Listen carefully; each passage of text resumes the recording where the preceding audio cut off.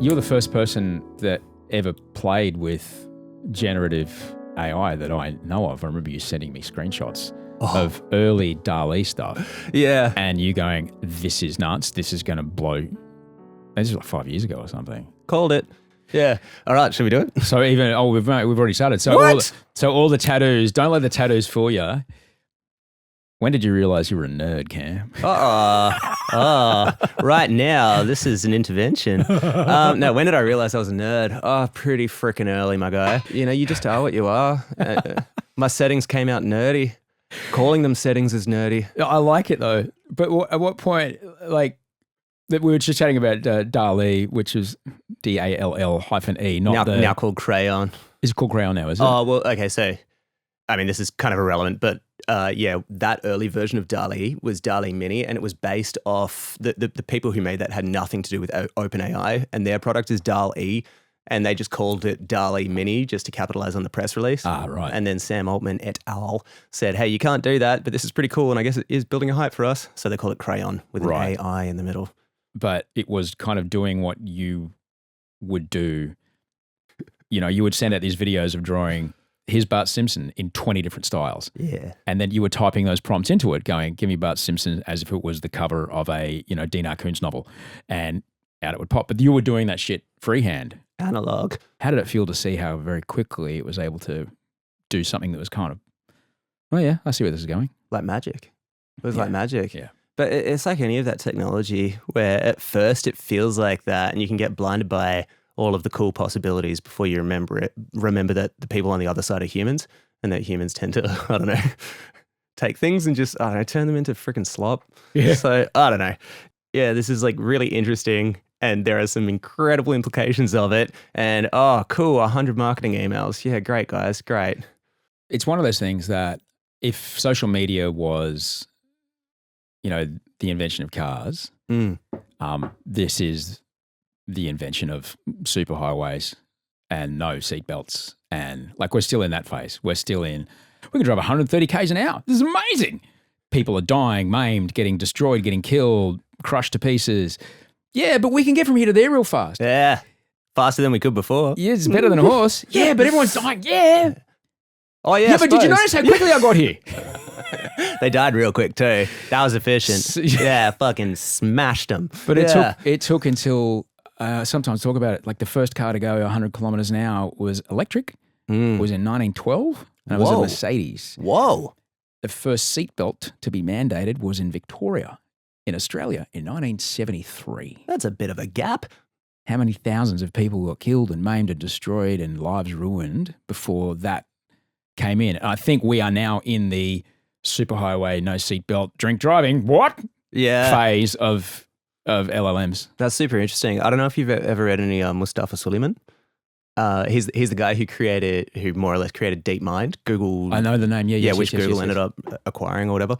But yeah, he put out a book which, I don't know, it some parts of it are alarmist, but a lot of it is, here's a man who knows exactly what he's talking about. It's called The Coming Wave, and it's all about AI and what he thinks the appropriate measures to it should be.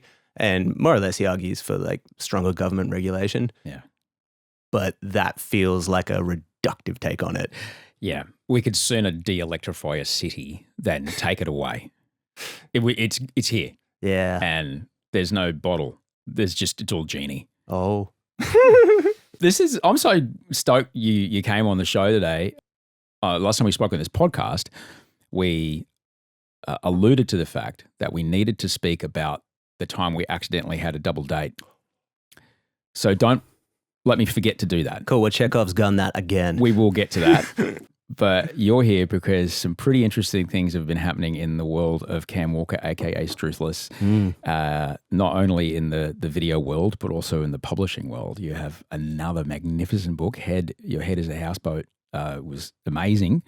And the second one, Doom and Bloom, you sent it to me. You sent me a PDF. I don't know, like October, November, something, maybe a bit before that. But I saw an early version of it. I was like, fuck, man, this is amazing. Oh, sweet. Oh, cool. Because, I'm no word of a lie. When I wrote the thing for The Head is a Houseboat, it's the way that you're communicating these mental health ideas to people is so accessible. And, and you've done it again. Why is it so important for you to do that kind of stuff? I really appreciate you firstly like giving me those words. I know exactly where I was. Like, it's one of those core memories that I have. I think like when you put in so much work into a book, you have this sort of unanswered question, this unclosed loop. And for me, it was, will people understand this?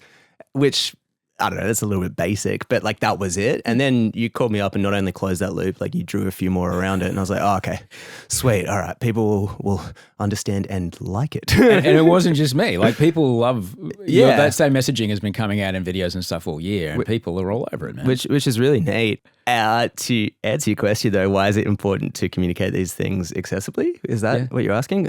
Why wouldn't it be? It's absolutely everything. And I mean, you can get lost in the source of, what do you call it? Like big academic papers who have titles the length of paragraphs. And you can get lost in the source of like condescending self-help podcasts, that say things like inhale, exhale. And sometimes both of those things work and sometimes they don't. But I've always found that there is so much merit in trying to like skewer right in the middle and just like, I don't know, cut out the bullshit and just call a spade a spade. Sometimes, I mean, in this book particularly, there's a few times that it talks about what I think are self-help tropes that don't work, definitely. And some that do. If you had to say it, what are some self-help cliche tropes that you see a lot? People might not realize they're looking at them or reading them because it all comes across as very sincere. Here I am telling you that if you did just this one thing today, everything would be amazing. Because if the right tone of voice and the right graphics, with only 1,000 burpees, you can achieve happiness.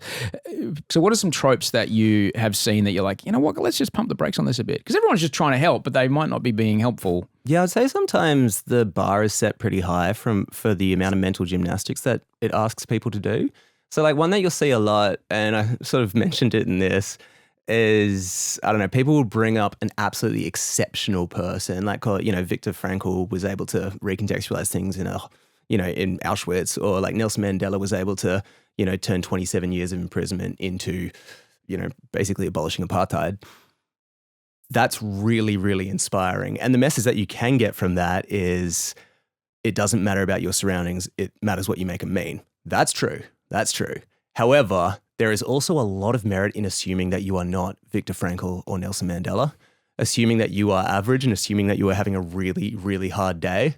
And so when I think about that message, it becomes, you don't control your surroundings, you do control how they mean, but also it's really, really, really hard, and don't beat yourself up if you're not getting it on the first try. It's the third part. Yeah, man. It's the third part that's missing. Yeah. Knowing full well that I asked you to do a visual reference towards Viktor Frankl in the book that I just asked you to illustrate.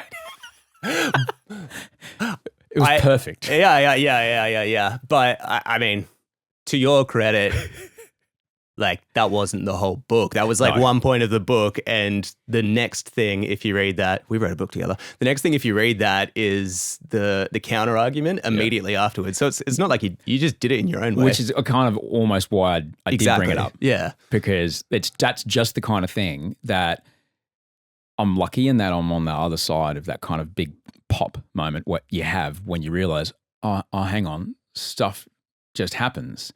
Things don't happen for a reason. Things just happen. I give it the reason. Oh, shit. You have this moment. Yeah. Right? But it's tricky. You're not a stranger to a great metaphor. There's a couple of really good ones in this. I love the gardening, which we'll get to, but doom and bloom, let's define it for a bit. What is the doom and what is the bloom? Yeah, for sure. So, I mean, like the whole book basically takes you from doom to bloom. I don't know, pretty strong belief of mine is if you are going to talk about the things that you can do, it's probably good to meet you at the level that you're at on the bad days, not the Nelson Mandela days. It starts in the trenches of hell, metaphorically, which is a metaphor for how you might be feeling. You're even right. Like suicide's a pretty bad place to start a book, but you did it anyway. The first line. Yeah. Don't worry, I'll put a big thing at the top. It's important to talk about that. Yeah, absolutely, man. We've clearly both experienced these kind of thoughts. Yeah. I hate to say it, but they are thoughts that are more common than a lot of people realize. Yeah. And it's important to talk about them. Why did you start that way? If you're going to write about suicide, what's the right time to bring it up? That's the question. Like, am I going to reveal it? Yeah. Why would I do that? That feels almost worse. So yeah, of course I made that the first sentence of the book, because it's like, this is what you're getting into, and this is also life, and it's like, I don't know, don't look away, you don't have to, because there is more to come. Yeah. And that's sort of why I started it with there, because there's a whole book that comes after suicidal ideation. In terms of the actual theme of the book, it was because I was, I guess, seeing suicide through the lens of self-destruction, and destruction being the opposite of creativity. Not creativity like the arts, but like creativity, like actually just creating something or generating something or whatever it happens to be, building. I wrestled with that first line for a while because I'm like, it's just a placeholder. And then, I don't know, sometimes the placeholders stick. I thought I was going to get told off. Yeah. So when you talk about creativity, as you mentioned, it's not artistic creativity. And it's often conflated with, I'm doing color by numbers, or I'm doing a mindful coloring in book, or I'm making a pottery thing, or I'm making some shit with Lego. Creativity doesn't really have to be anything like that at all, does it? No, I mean, it can be, but I think in the book I say it's like seeing those like highly specific executions as creativity is like seeing a bicycle as to transport. It's like, you might not like riding the bike, but everybody's got somewhere to go, you know? Everybody's got something that they can do that can trade the time that is always ticking down for something that they can leave the world with. There's a beautiful Jeffrey Lewis lyric in that song Time Trades, where he's like, time is going to take so much away, but there's a way that time can offer you a trade. It could be, and that's kind of how I see creativity. It's like, you are constantly losing this thing. You're losing your life, just by virtue of it ticking away. But you trade it. You make stuff. You make babies. You make buildings. You make artworks. You make everything. Yeah. And that's how we can do it. And it's this like beautiful thing that reverses entropy and gives us all meaning. So the idea of creativity, would it be, I'm just trying to help people who might think that creativity is, because some of us like get an told exclusive early on. birthright to Picasso types. Yes. Some people early on get told, you can't draw, you can't paint, you can't sing, you can't dance. Therefore, they go through their life thinking, I'm not creative. It's like me. I went through my life thinking, I'm not good at maths. I'm actually okay at it, but I've been telling myself for so long that I'm bad at it. I haven't tried, so I've never gotten good at it. So people might be told that, you're not a very creative person. Maybe just try kicking a footy or whatever. Would it be okay? Like, could creativity also be possibility? Can that also be the opposite of doom? Absolutely. I mean, for me, it's taking the question, what could go wrong, and replacing it with what could go right. And that's more or less how I see it. I do agree, sadly, that, not even some people, but I would say most people are told those a version of that limiting belief that you just painted. Man, and I'm a big fan. If you haven't read it, there's a book by a guy called Keith Johnston. It's called Impro. It's one of the most extraordinary books. It was the seed of all improv theatre and everything like that. He's an incredible teacher that came out of the UK. And he has this line going, and it's along the lines of, every child can draw, every child can dance, every child can sing. They get told somewhere along the way they can't, and they stop. It's all bullshit.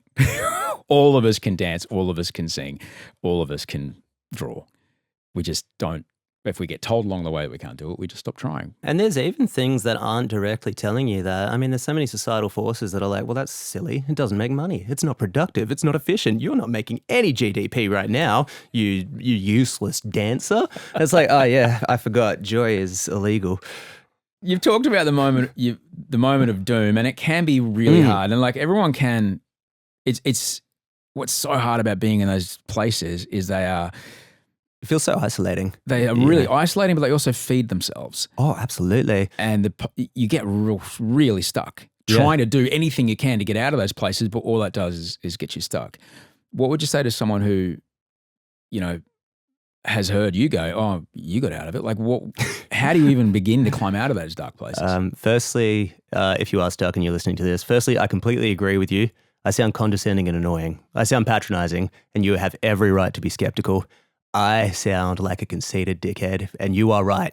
The world is hard. It has been freaking rough. All of that's true. And the future is still unwritten, aka Natasha Bedingfield style. If you're cynical, if you're feeling like the future is all going to go down, all going to end up in doom, I think that makes total sense given all of the data that we have about the world.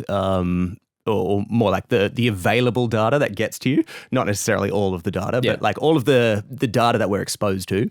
And I think it also makes sense in terms of, there's a lot of security in it. If you prepare for the hurricane, it's better to be prepared than not. If you err on the side of caution when people ask you a thing's going to be good, it's better to look, cynical and wrong than like a privileged, naive dummy, However, oh yes, there is always a however, a but in the Old English, in the King's. I think that this is usually the moment where the person says, but you can be everything. And like, yeah, that's true. But I think there is so much merit not in focusing on what you can do, but what to stop doing. Do you know what I'm saying? Yeah. Yeah, because it's like, instead of just trying to get yourself up to some sort of like level of exceptionalism, it's just stopping the things that are actively making your life worse. Stop going backward. Try and get to a point of stability and then start thinking about things. Because, I don't know, you said it to me one time, like the same mind that thought you in ain't going to think you out, Yeah. And it's hard to find those things to stop because sometimes those things are so automatic you don't realize they're there. Always. That's the whole curse. Otherwise they would stop. So how do you even begin to know what those things are? Honestly, it's the basic stuff. It is actually the basic stuff. Like all the stuff that someone told you that you rolled your eyes at because you're a teenager, it's literally the things like waking up on time. It's things like breathing, getting good exercise, not drinking yourself into a stupor. All of the boring stuff, all of the unsexy stuff that nobody wants to talk about. Yeah, conventional wisdom is there for a reason. Benjamin Zander wrote a book called The Art of Possibility, and there's a line in there which I really, really love. What choices am I making that I don't realize I'm making that gives me what I see? Oh, that's cool. What else could I now invent that would give me other choices? What did you make that mean when you read it? I found it to be, my ego has a, pre-David Hasselhoff Berlin Wall of defense. Like it's a Mangio line pointing in the right direction. It won't let me go anywhere. If you like, no, I am pure. Like, so I have to kind of go around through the kitchen window, really. I'm going to go, yeah, but really, like, did you really put that much work into it? Or did you really think about that in advance? Or I think you might have missed that. You might have missed that they're a bit upset about that. Oh, fuck. I have to kind of ask a kind of obtuse question to get around that self-defense, which will snap into place and justify my position. What's a good example of an obtuse question that you ask? I've got heaps. What's my part to play? Yeah. Where's this person right? Yeah. They're real upset. That's one that I like. Or like whenever I have a staunch conviction, the one that I like is what evidence would change your mind? Yeah. Yeah. It's very hard, that one, because sometimes you're like, oh, hang on, actually no evidence. Yeah. I don't want this. I'm a zealot. Oh, gosh. Oh, yes. Yeah. I actually don't want this to be any. I'm defining myself as in opposition to that. Which can be hard. That's a hard one. Yeah. But it can be done. Yeah. It can be done. The idea that you mentioned it earlier, being in this doom space, being in the place where, finding a permanent solution to a temporary problem seems like a great idea. When you're in that place, you can't believe that any other place exists. God, no. And it doesn't in that moment, but it does. Yes. Make no mistake, it does. It does. Yes. What helps you, if you're in those places, what helps you understand that this is not going to be like this forever? A lack of stimulation, most definitely. Sometimes it feels like the next step is, even if it is one of those basic things of just like treating yourself like an animal and not like a human, it can, like, having a shower or brushing your teeth or whatever it happens to be, making your bed, all of the basic stuff, it can feel like, I don't know, Everest in those moments. One thing that I have found that doesn't quite feel like Everest is literally doing nothing. And you might call it meditation. You might call it just going quiet. You might call it just like not being on your phone, whatever you want to call it. It's the idea of just like letting the thoughts do what they need to do in a non-judgmental fashion. And I don't know, I've always found that doing nothing at least allows the thoughts, almost like a boiling pot of water on a stove that's been turned off, just to get back down to room temperature before you can, start adding on more stuff. When the thoughts come past and I don't know, let's say some of those thoughts might be the flinchy kind. How do you let those things go past without judgment? Because those kind of little flinchy things, they can either, send you off the rails or get you mad and make you want to start texting or calling someone. Yeah. My first reaction is to say breathe, because that is what I do in those moments. Like box breathing. Yes, once again, Tracy, my therapist, was right. Ugh. But yeah, in through the nose, hold. Out through the mouth, hold. Doing that for 20 times more than you think you can.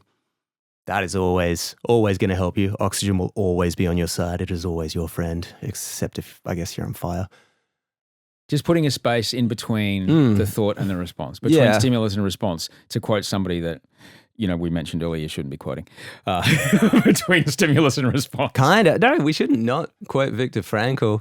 I just don't want anyone to misinterpret Frankl's work as like the standard that all humans should be at every freaking time. No, fuck no. Yeah.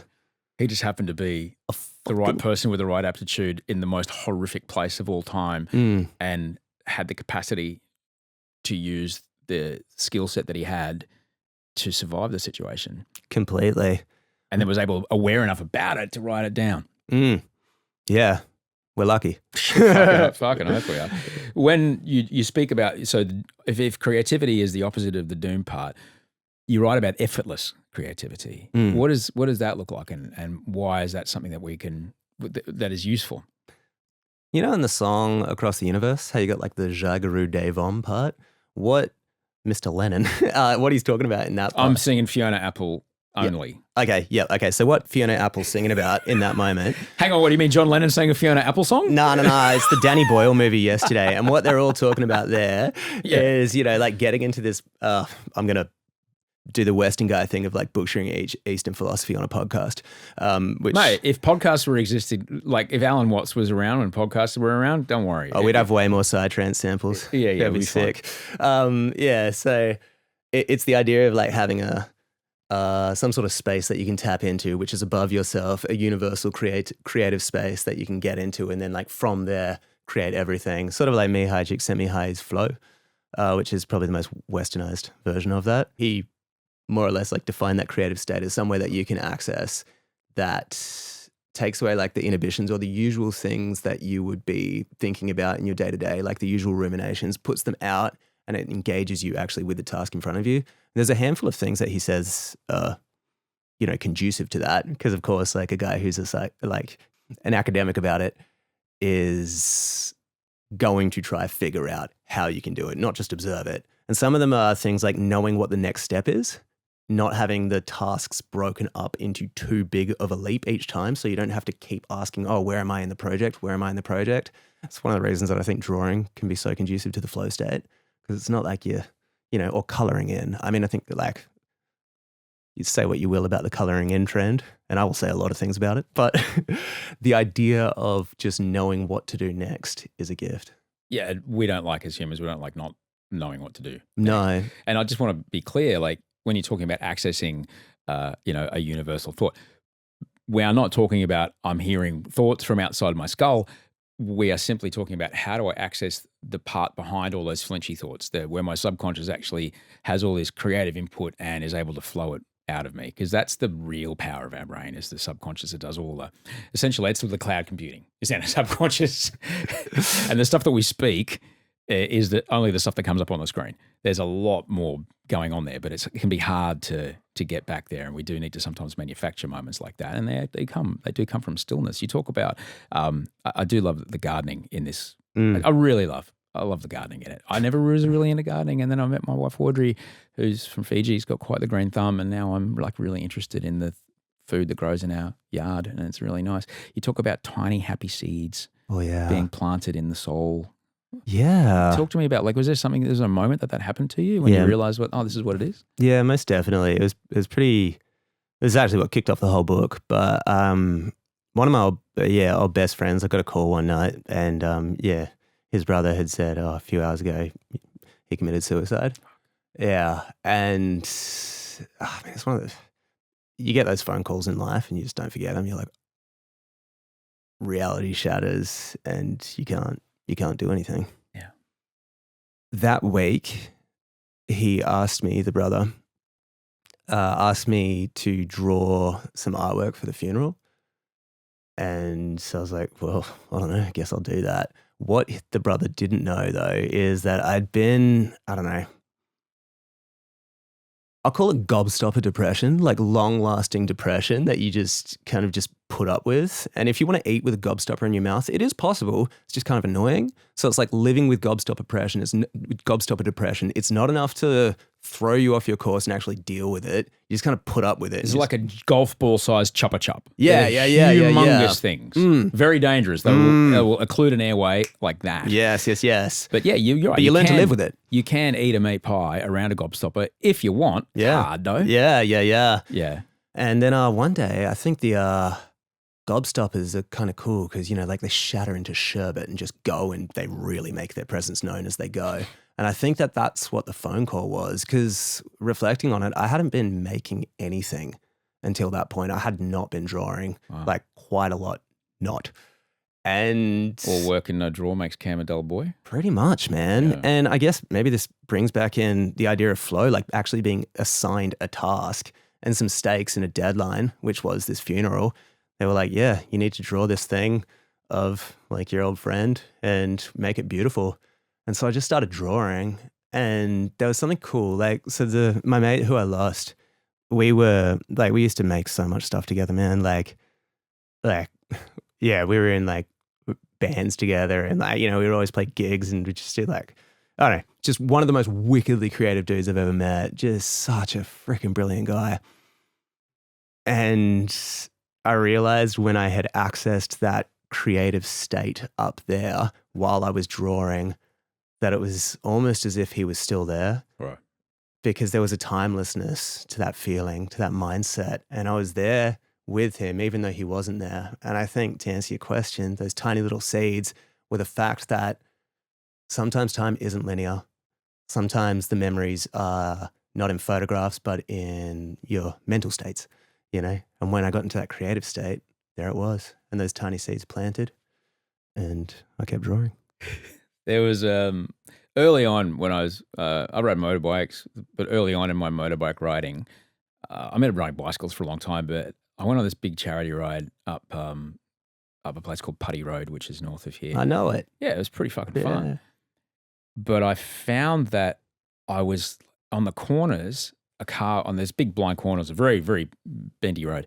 And I was finding there's double lines, and I'm coming up the crest of a hill, and I'm on this quite powerful motorbike. It wasn't mine. So I was riding the most powerful motorbike I've ever ridden, with like 100 people behind me and 200 people in front of me. And as I'm coming up on the road, I found myself getting closer and closer to these cars that were coming the other way. And afterwards, I'm like, what the fuck? What am I doing over there? Why am I not over here? How am I know I need to be on the left lane of the single lane track. I need to be in the left tire lane. But why am I all the way over there? And I read about a thing called target fixation, where when I'm trying to help Wolfie learn how to ride a bike, and I just tell him that, like, you'll go where you look. If you look at the thing, you'll end up crashing into it. Look for the gap. You write about that, something similar called baby heads. Do you know about the most dangerous road in the world? I don't, but I'm going to guess it involves a cliffside with no railing and a bus that probably shouldn't be on it. All of that is correct. So the most dangerous road in the world, I don't know how you would measure it, probably the amount of people who fall off that cliff. It is in Bolivia, and it is still running, but it used to also be in Bolivia. Now, that first one, the one that was even more dangerous, they closed it off and they turned it into a tourist attraction where you can take mountain bikes and just ride down it. However, it's not unheard of that people on those mountain bikes fall off this incredibly dangerous road and they slide off the cliff. So before you do it, you get a bit of a safety warning. And this dude who hired us bikes, he was like, all right. So you thought this is a great idea to do on my trip to Bolivia? Everybody else is doing it. I'll jump off a cliff. Social proof is important. Isn't it just? Yeah, if 100 people do it, it's right? Yeah. That wasn't, honestly, like, I actually did go on a bus on the most dangerous road. That was way freakier. The one that was still open for traffic, that was way freakier. No control in that one. Yeah. I even met a girl who was in a major bus accident that slid off the cliff a couple years back. I was like, whoa. She's like, yeah, man. We didn't say anything else. So the guy, what's the safety briefing? All right, so he holds up this rock. It's about the size of a grapefruit, and he goes, this is a baby head. on the trail, you'll find lots and lots of baby heads. If you don't want to hit the baby head, don't look at the baby head. And he's like, because if you do that, obviously your wheel's going to hit it and you'll fall off a cliff and die. Yeah. So he's like, look at the path that you want to take and your body will naturally steer there. You don't need to ask your body with any kind of a conscious question. You just need to pay attention to it. And I thought, I don't know, like, there's two beautiful metaphors. The first is that what we pay attention to dictates our life. And the second is, honestly, that attention can be a matter of life and death. To be told that, and in that the critical high stakes situation, it's fascinating that our brains can do that. Yeah. That all that really complicated physics and geometry that are being going on in our brains while you're understanding where you're braking and the camber of the road and such and such and such. I just need to look at the gap between those two things. Completely. And my body will do it. It's like that old story about, two people playing tennis and then one of them says, oh, I love what you're doing with your elbow.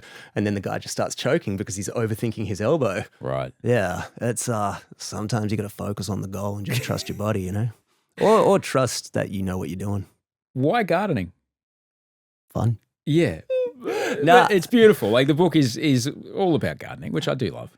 Because gardening is about the way that you start and not about judging the outcome.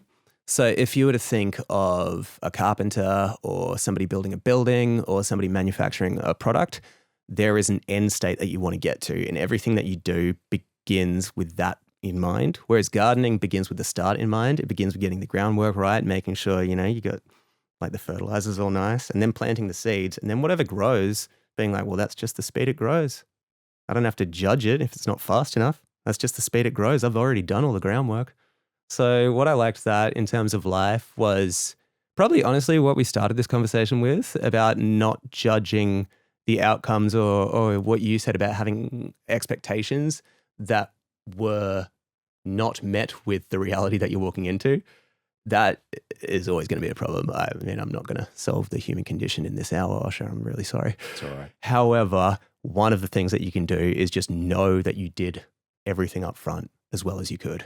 My wife's favourite show is clearly Gardening Australia. Is it? Oh, yeah, loves it. Huh. And Costa, who hosts it, he's an incredible human being. He has a great line. There's no such thing as a weed. A weed is just a plant in the wrong place. Oh, beautiful. Because you talk about weed versus seed. Yes. In this, around thoughts and things like that, which I do love. Yeah, I didn't take the Costa route, although I do quite like that implication.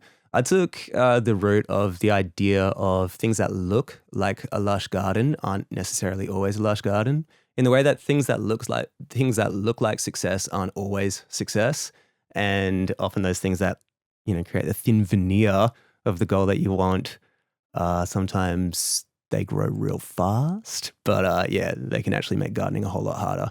So if you think about, I don't know, we'll give an easy example. Somebody posting on Instagram 20 times a day telling you that they are an awesome, epic CEO is probably not getting a whole lot of work done. That would be a weed because it looks like a garden from a distance. It looks all green, but then when you get closer and closer and closer, you realize that what they're doing is just making gardening a whole lot harder for themselves. Epic. I wouldn't want a company that I work for to have a CEO that does that 20 times a day. Don't work for X. Right. That's never going to happen. Literally never going to happen. But that brings us to the point which you also talk about in the book, what you feed your garden, what you feed your brain. You spent as for someone who was like right there on Instagram, building a humongo brand. It's where people know you from. When I mention to people like, oh no, Cam Walker, Struthless from Instagram. Oh fuck, I love your stuff.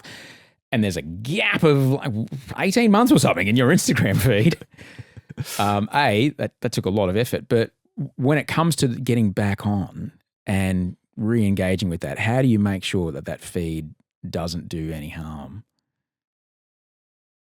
That's a big question. I'm here to ask big questions. I love it. It's big because it's specific. Firstly, okay, let me start. What was it that made you want to just disengage? I didn't like how much conflict I felt, and I didn't like how compulsive it became. I didn't like compulsively unlocking my phone and going onto Instagram and then looking at stuff. And then I'd always look at the comments.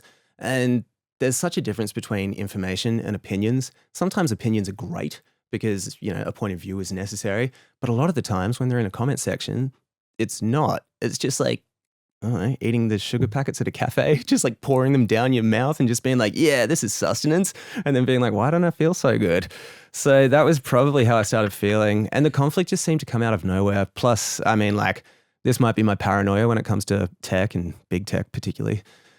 I just can't help but suspect so much of it is bot started. I don't think that's paranoia at all. Yeah.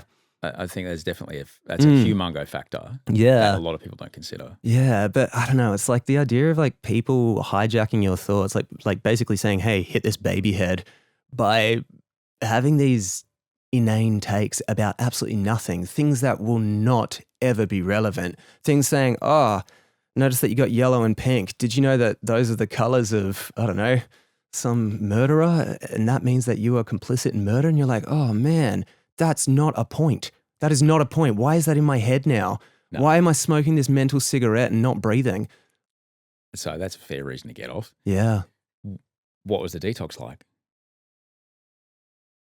Necessary. I think I liked it too much. And I think I could have done it for a much longer time. But also, like, you sort of miss the idea of immediate feedback. So there are there are always going to be good things to things that take over society in the way that social media has.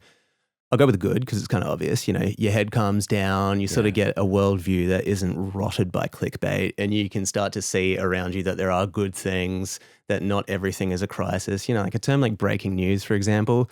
That's been pretty bastardized. Breaking news: Osher unfollowed Selena Gomez. Oh fuck, You'd have no idea what she DM'd me. Like I'm not going to stand for that. Yeah.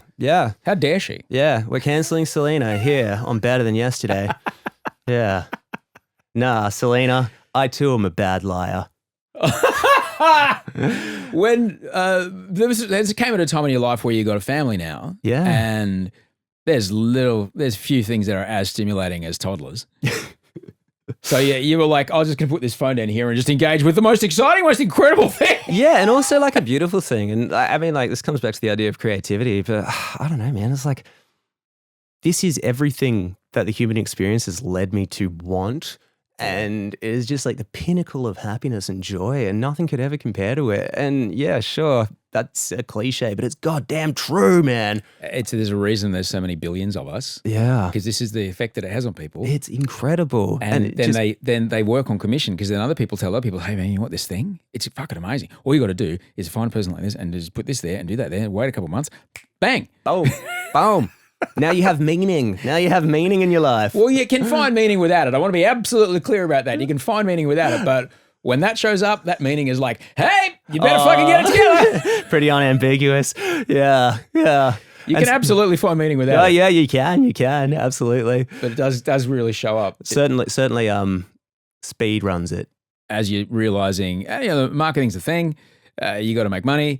Having a presence and a profile online as a part of your job, which sucks because I relate to this. You have to then engage. You have to engage back again with these weird platforms and weird places and give them data about your life. How did you reintroduce that into your life to make sure that it was a healthy thing this time? Oh, there's an assumption in that question that I'll have to unravel. Yeah.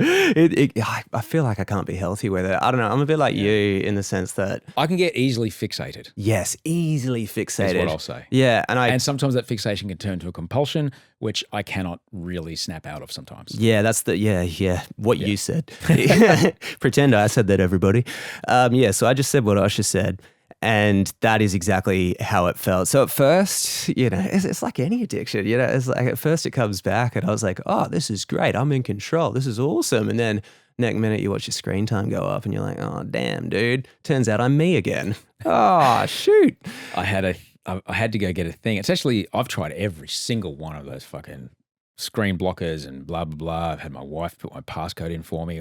None of it has worked. I will say, though, if you are looking for ones, just for tactical advice, so this isn't all higher level stuff, Instagram, there's an app called My Insta, which is really good because you can hack what Instagram shows you. So if you find that you are more addicted to one particular part, say comments or stories or having videos autoplay, because of the way this app is, you can just turn off those.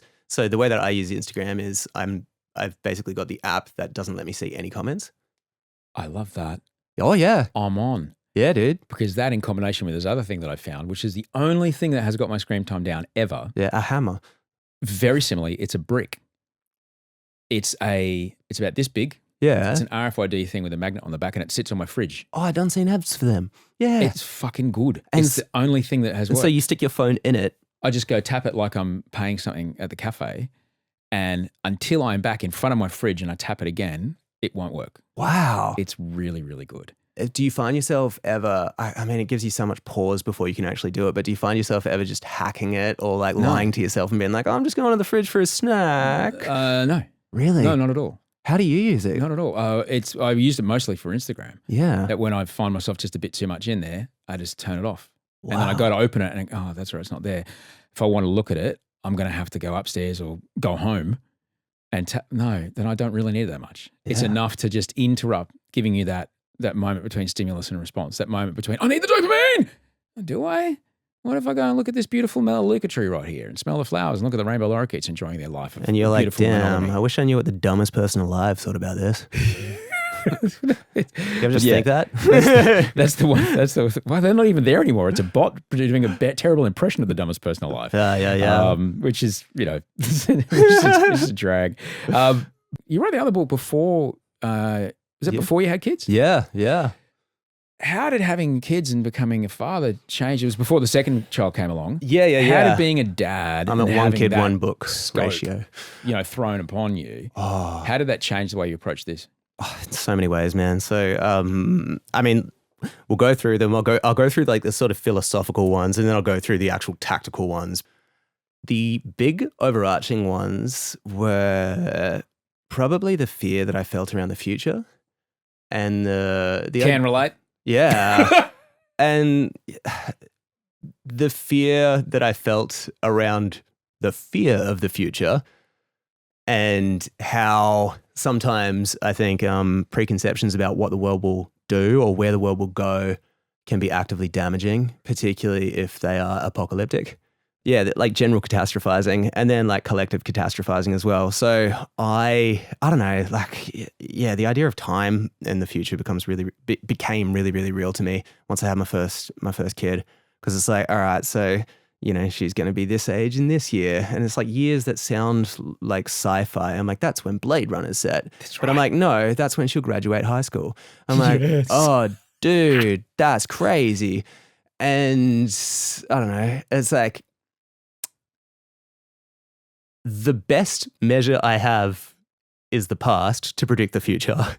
And what I mean by that is it's like, all right, every year so far has happened. So it's probably a pretty safe bet that all the next ones will happen. I don't think a solar flare is going to take us out. And even so, acting like it will is no way to live. So the point of view that I have to operate from is the world will be good. Everything will be good. Is there any evidence why? Can I find that? And yeah, it turns out there's a ton and a lot of preconceptions get in the way of that. So I don't know. That was the philosophical ones. In terms of tactical, I wrote at night a lot. Yeah. Once everybody was asleep. I think I aged about 10 years in the past 2. Also got really, really sick, which was kind of messed up. And had to move overseas. A whole lot of crazy stuff happened to a lot of close people in my life. It's been an absolutely chaotic time. And I think having a project to process a lot of those emotions in and process the transition that I'm in, it's just been so cathartic. And I really hope it comes through because it's at least been good for me. It's kind of selfish. What you just kind of vaguely alluded to there, you have elite level coping strategies, clearly, because you got through what you've just got through the last 2 years, 3 years or so of your life. I got my 10,000 hours, bro. Mate. No, before that. I'm like you. Yeah. I know. But I'm sure this is not a thing you do alone. What role does your wife play in you being who you are and you producing stuff like this? I wrote this short story once, which was too edgy to publish, but there was a line I really liked in it, which was talking about how modern fatherhood books in particular seem to just abuse the shit out of sports metaphors. And I'd like to do that in the great tradition. She is Michael Jordan and I'm Scottie Pippen. And I'm pretty sure everything we do together is the ball or the net, or I still can't work out that part. But she's the main character, man.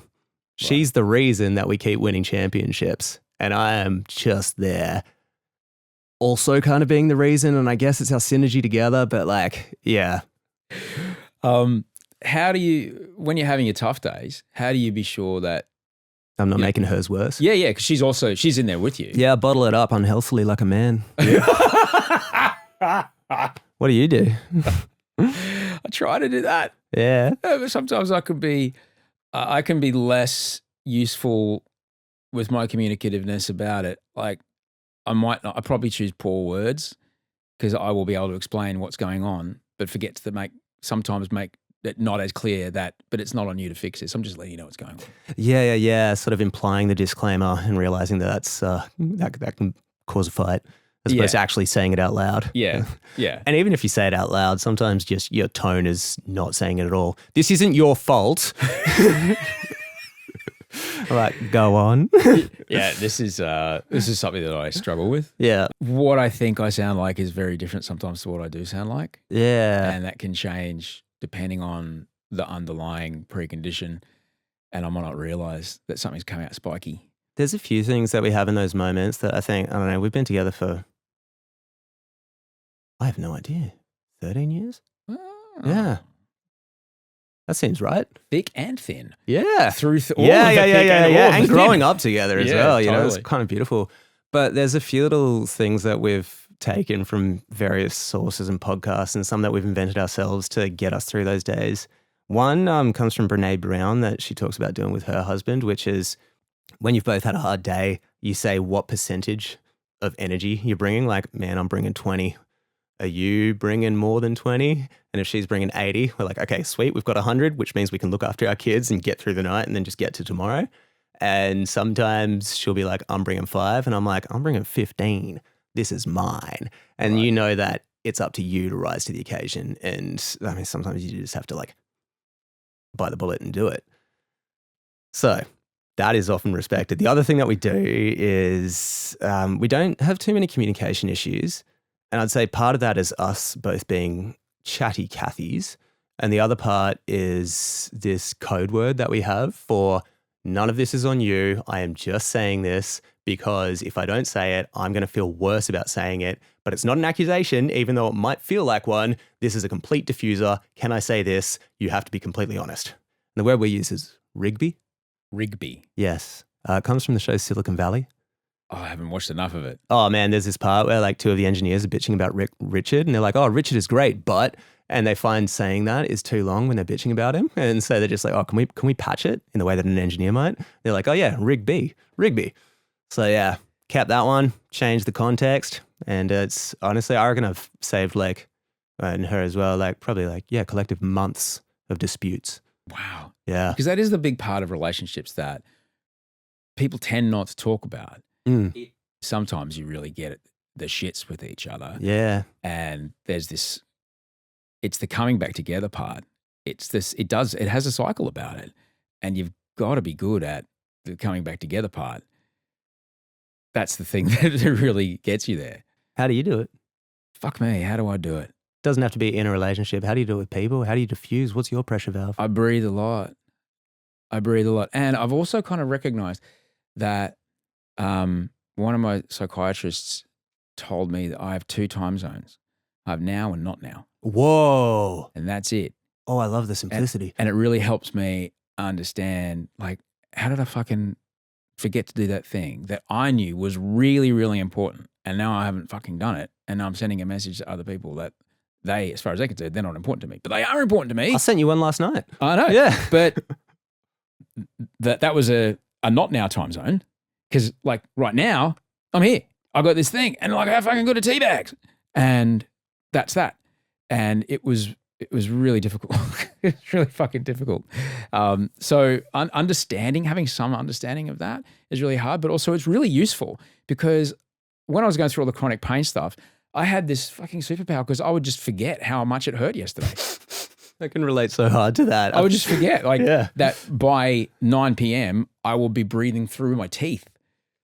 and flinching, just moving. And I will do everything I can to get into the hottest bath I can have and wait for the, anti-inflammatories to kick in. And then go to bed and wake up the next day going, hey, how fucking good's today? Not worried at all that in, 11 hours from now, it was going to really hurt. And I'm really lucky that my brain does that. In some contexts, I mean, that amnesia there is like strategic. But if it's like there's a lot of places where that wouldn't be helpful. It does have not helpful connotations. Absolutely. I have to go back through my notes and things because I do write down a lot of things to help a lot. And I have to go back through my notes and go, oh, hang on, that thing that shat me has been shitting. I wrote about this a year ago. Oh, fucking, I should probably do something about that. Because I'll just wake up the next day going, hey, you're here. How great. This is great. We're here together. How good's everything? And I'll just be in that moment without any of the thing. I do take things like as they are. Like a Labrador. I very much am. Wow. I like them. Thumbs? Who fucking needs them, man? Yeah, man, overrated. Yeah, that's big human, dude. The idea of having, a book like this is, which I really love. The idea of going from doom to bloom. The idea of that creativity is the opposite of self-destruction. Because we might not realize, we might think, self-destruction, that's, obliterating myself on a case of wine coolers and a pack of Winnie 25s and, 5 Tinder dates in a row across the weekend. It is. But it could also be, I'm just going to sit here on my couch on my phone and scroll 17 kilometers today. Yeah, and in many ways, that's, worse because it doesn't have the efficiency to make you know how much it's ruined your life. Right. Yeah, smoking meth and reels. Like Instagram reels. We'll be 9 months into scrolling reels and not realizing you're nowhere closer to a better life. But 9 months of the other one, like you'll be spitting out teeth going, maybe something's up. 100%. And it's also like it'll disguise itself way better. Meth is at best, it's like, hey, now you can get everything done. Whereas reels will be like, you're informed. You're part of the culture. You're tapped in. But also not good enough. Look how fat you are. That was a really good impression. You're not. Yes. Don't you wish you had a physique like this guy? You're great. You're awesome. You're part of the world. You're a terrible parent because you're not doing this thing. You know about world affairs. Look at these people having a much better time at a festival that you're not cool enough to go They invited you. Oh, God, now they're both bad. That's literally like I've always stayed away from Explore or For You or any of that. Always stayed away from it. Yeah, which by the way, not a plug, but that My Insta app, you can actually like ban all of that stuff if Instagram is your vice. I love that. That is really good. We talked about the kind of year you've had, 2 years. You've been through a fucking ton of shit, and in the middle of that, I call you up and say, "Hey, Cam, I know that you've just done all this wild stuff, and you are hanging on to the world's most dangerous road in the world with your fingernails. Would you like to dedicate a couple months of your life to illustrating a book for me?" Yeah, and I said, yeah, sure. And then you said, and the main character's a hand. Which, if you don't draw, that's annoying. Hands are hard. Hands are hard. There's a reason most cartoon characters have gloves. Yeah, and then 3 fingers. Or no opposable thumb. Their hands are really hard. As you once said to me, and I quote to everybody, the hand is the eyebrow of the arm. That's true. And honestly, like, no shade on Finding Nemo, but they kind of had it easy. No hands, bro. Think about it. If you're just doing eyes and anthropomorphized facial expressions, humans I take that back. Yeah, they had to put in way more. I don't need to have these thoughts out loud.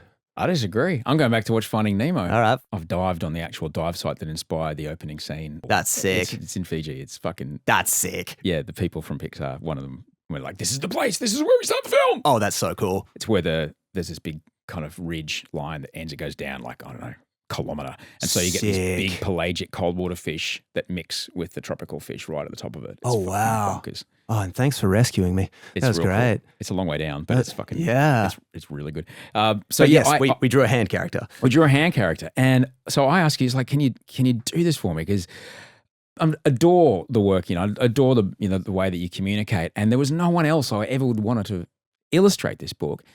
And I was just so grateful with the robustness that you just launched into it, even though I gave you a main character. It's a fucking hand.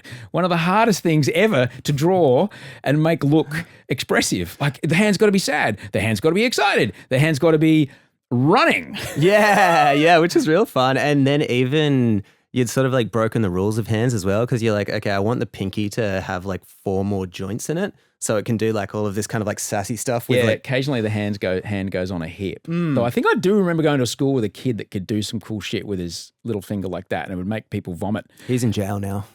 Probably. If your trick is to make your knuckles bend backwards, Yeah, dude. you're You're already on a list. hey, what's this? Yeah. That guy. Yeah. But you said yes. Yeah, and it was real fun. And then like when you're like, okay, I want it running, and then I was like, okay, oh no, I just watched Fantasia. Yeah, you got to rewatch it every year, and especially the part with like whatever. And so I was like, oh, I can like Sorcerer's Apprentice the glove and have the glove like sort of running and running and running, and that was really fun because it gave it like so much personality. And then we ended up kind of making the face a little bit rubber hosy, which was real fun. That's kind of old style 1920s Steamboat Willie, Steamboat kind of Willie. pre-proto Mickey Mouse. Yeah, which by the way, you can absolutely use. It is copyright free. Yeah, as of 2 years ago. Really? Oh yeah, man. Put Steamboat Willie on a shirt. Do it. Make some money. It's public domain, baby. Oh, wow. I asked you to do some pretty wild stuff. And one of the reasons that I wanted you, and only you, to do this is because I knew that when I said to you, I'm going to need a metaphor for this, but it involves a hole and a Labrador and a typographic monster with 2 shovels. You went, no problem. Yeah, dude. Yeah, for sure. I mean, you were super specific with the brief and it made total sense to me. You know when you get like to a point of like telepathy because someone's communicating quite clearly and you're like, yeah, I know exactly what's in your head. You don't need to say the rest of the words, but I can do it. And you're trying to get it out of your head into mine so my hands can put it onto the paper. That's probably how I felt then. But now as you say it out loud, I'm like, yeah, that was pretty fucking weird, dude. But that's also why I wanted you to do it. Because they, when I first got the book deal, they said, oh, we could get this artist or that artist, or we could just, get someone. I'm like, nah. Thank you. I won't be able to communicate this to anybody except Cam. It was such a pleasure to draw as well. Because I think the thing that really helped with that process was when I also, when they all put me forward to do the layouts as well. So I was like, I'd done the illustration and in my head I had this sort of idea of how I wanted the text to play with all of the things and how I wanted all the backgrounds and how I wanted each page to look like its own artwork.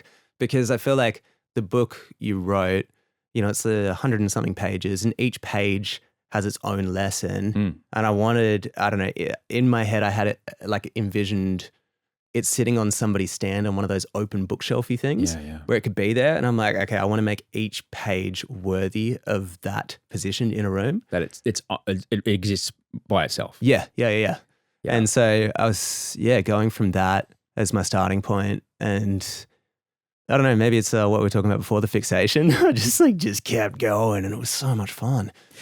You absolutely nailed it. And that you got to do the layout. And for people that don't know what layout is I don't know, picture a magazine. You'll see, or maybe a website, right? You'll see there's a headline at the top. There's usually some bolder font, something in italics with a byline. There's a photo, usually some italic underneath that, and then a couple of paragraphs, and then an ad for some, depending on who you are, either 9 out of 10 people over 50 can't believe they missed out on this.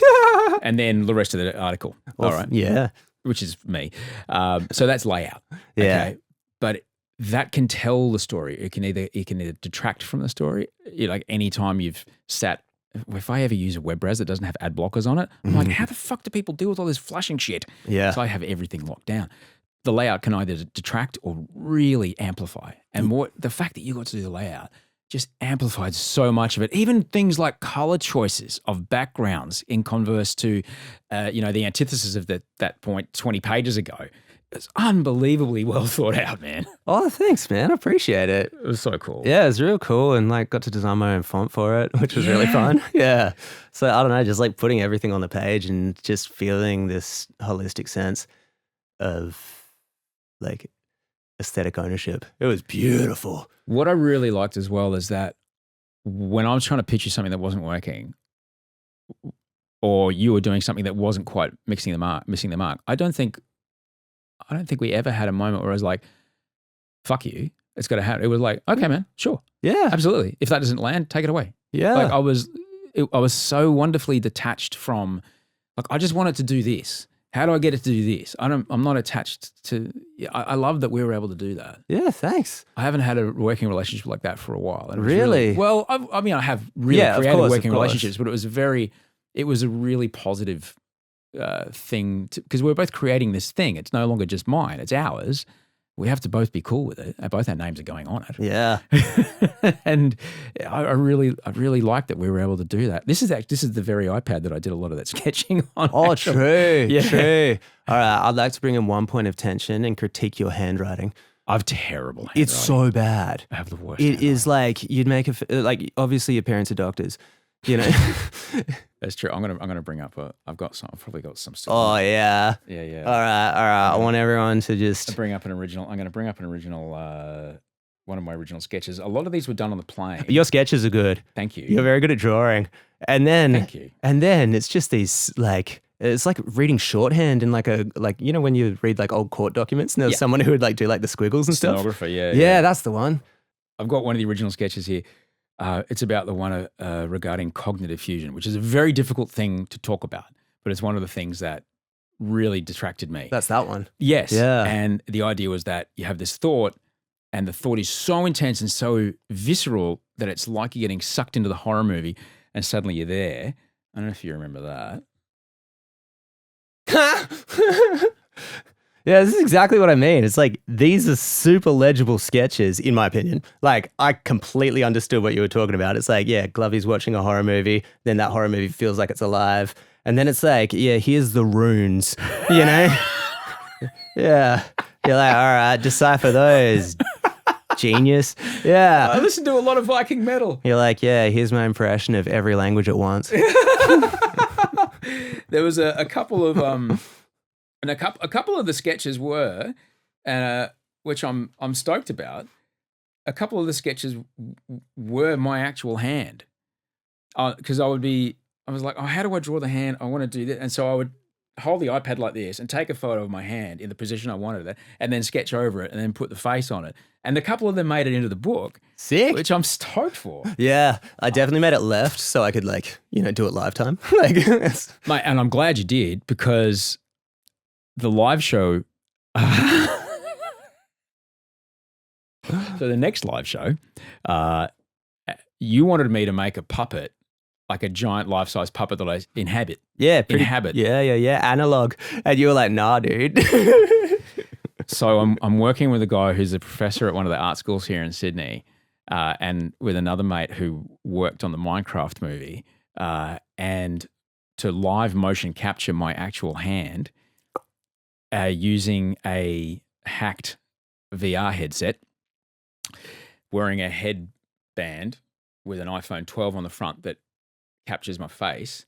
And I'm glad you made it a left hand. This is why I'm glad you made it a left hand, because then my right hand can bring in and bring out the layers. And so the live show is me with that projected behind me, using all the InDesign layers and bringing them up on the screen and like doing the show live. You're looking at me like a koi carp right now, is it? Because no, it's awesome. I think in my head, like, because I knew you wanted to do mocap, but yeah. I think in my head there was somebody else doing it, and so you could interact with them.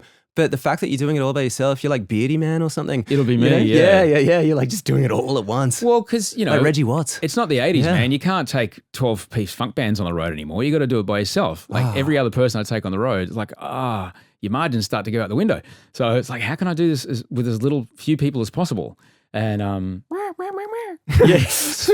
So pretty much. So I've yet to do the proof of concept, but I think that's going to be it. Hectic. I think that's going to be the show, in that it's because it's a conversation between a book and a glove. Yeah, this is normal. This is normal.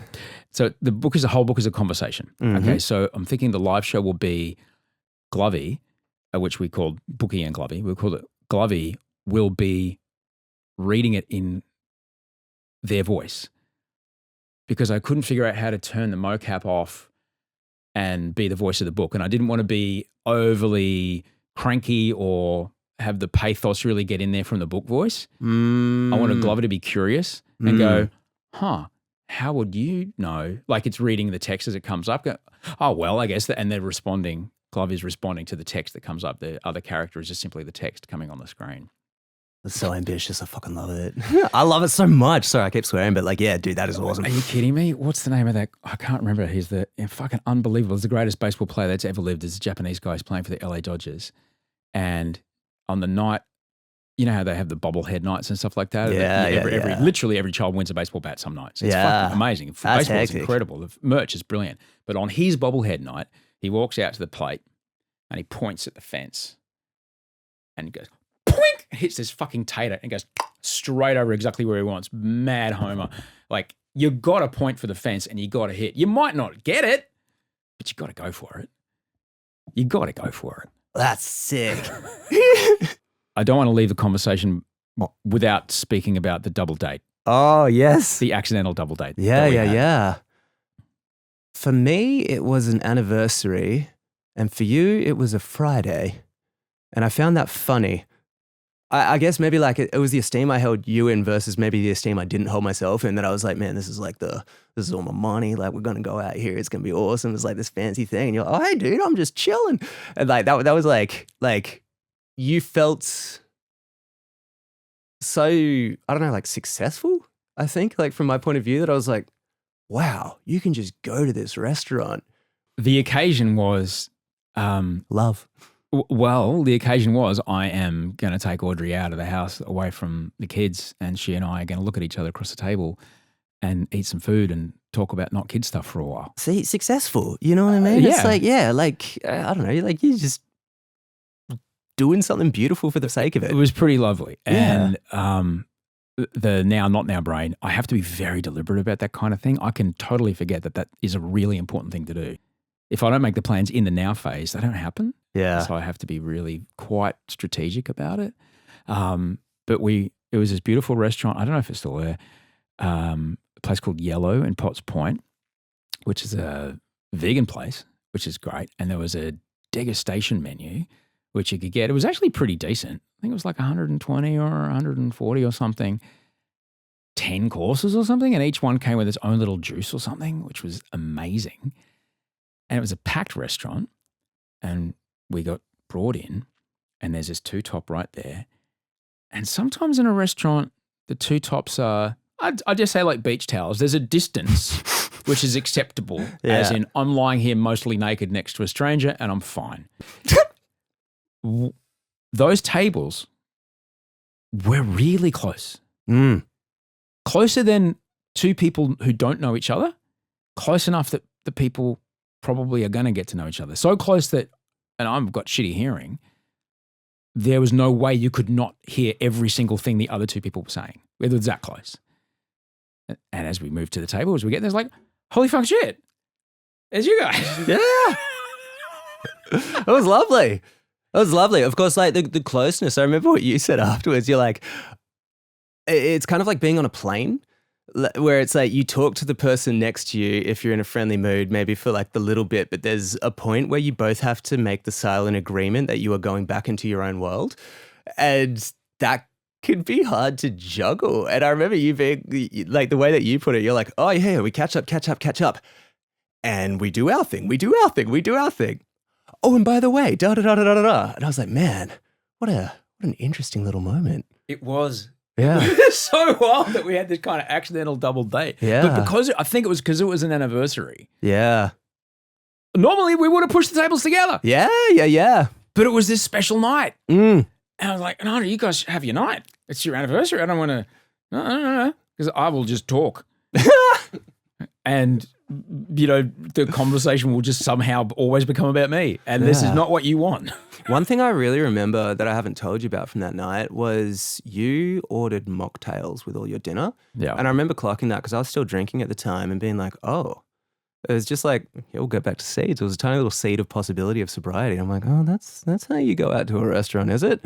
Yeah, I'll file that away for later. I had to learn all that stuff. Yeah. I don't really like mocktails as a general rule. It's like, mate, you're charging me $18 for cranberry juice with a bit of lime sprinkled into it. In a funny cup. And calling it something. Yeah. Nah, it's a cranberry juice. Yeah. And it's not $18 for 100 mils of something in a beautiful bit of crystal. Come on.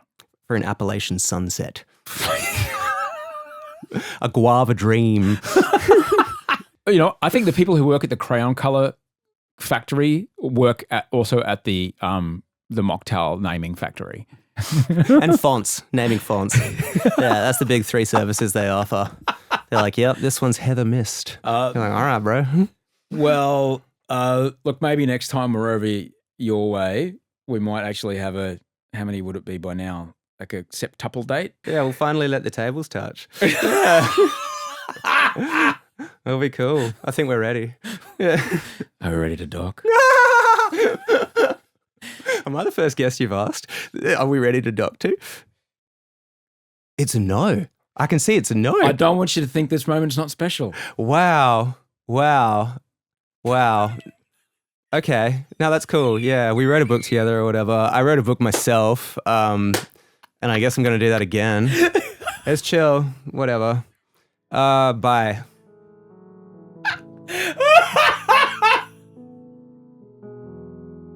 You know the worst part is you're going to like write me a handwritten apology. I won't be able to read it. You're not wrong.